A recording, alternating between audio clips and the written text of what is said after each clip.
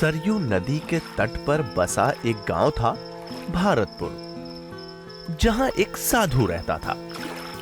वो साधु रोज घाट के किनारे बैठकर चिल्लाया करता था, जो चाहोगे सो पाओगे, जो चाहोगे सो पाओगे। बहुत से लोग वहां से गुजरते थे, पर कोई भी उसकी बात पर ध्यान नहीं देता था और सब गांव वाले उसे एक पागल आदमी समझते थे और आते जाते उसे कुछ न कुछ खाने को दे दिया करते थे। ऐसे ही साधु महाराज का जीवन बीत रहा था। एक दिन एक युवक वहां से गुजरा और उसने उस साधु की आवाज सुनी। रोज की तरह वो साधु जो चाहोगे सो पाओगे, जो चाहोगे सो पाओगे की रट लगाए हुए था और वो युवक मन में उम्मीद लिए आवाज सुनते ही उस साधु के पास चला गया। युवक ने साधु से पूछा, महाराज, आप बोल रहे थे कि जो चाहोगे सो पाओगे, तो क्या आप मुझको वो दे सकते हैं जो मैं चाहता हूं?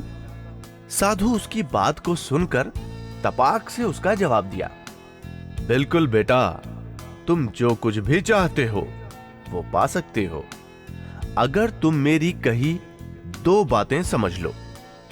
लेकिन सबसे पहले ये तो बताओ कि तुम्हें आखिर चाहिए क्या? युवक बोला, मेरी एक ही ख्वाहिश है कि मैं हीरों का बहुत बड़ा व्यापारी बनूं।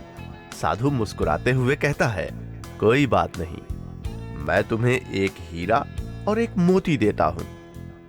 उससे तुम जितने भी हीरे मोती बनाना चाहोगे बना पाओगे। और ऐसा कहते हुए साधु अपना हाथ आदमी की हथेली पर रखता है और कहता है, पुत्र, मैं तुम्हें दुनिया का सबसे अनमोल हीरा दे रहा हूं। लोग इसे समय कहते हैं। इसे तेजी से अपनी मुट्ठी में पकड़ लो और इसे कभी मत गंवाना। तुम इससे जितने चाहो उतने हीरे बना सकते हो। युवक अभी कुछ सोच ही रहा था कि साधु उसकी दूसरी हथेली पकड़ते हुए कहता है, पुत्र, अब इसे पकड़ो। यह दुनिया का सबसे कीमती मोती है। लोग इसे धैर्य कहते हैं। जब कभी समय देने के बावजूद परिणाम न मिले तो इस कीमती मोती को धारण कर लेना।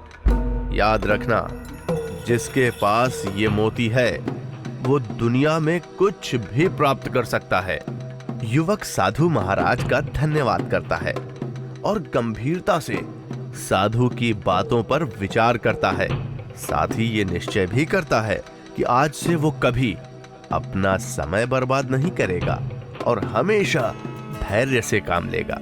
और ऐसा सोचकर वो हीरों के एक बहुत बड़े व्यापारी के यहाँ काम करना शुरू कर देता है और अपनी मेहनत और ईमानदारी के बल पर एक दिन खुद भी हीरों का बहुत बड़ा व्यापारी बनता है। समय और धैर्य जीवन के वो दो हीरे मोती हैं जिनके बल पर हम बड़े से बड़ा लक्ष्य प्राप्त कर सकते हैं। अतः जरूरी है कि हम अपने कीमती समय को बर्बाद न करें और अपनी मंजिल तक पहुंचने के लिए धैर्य से काम लें।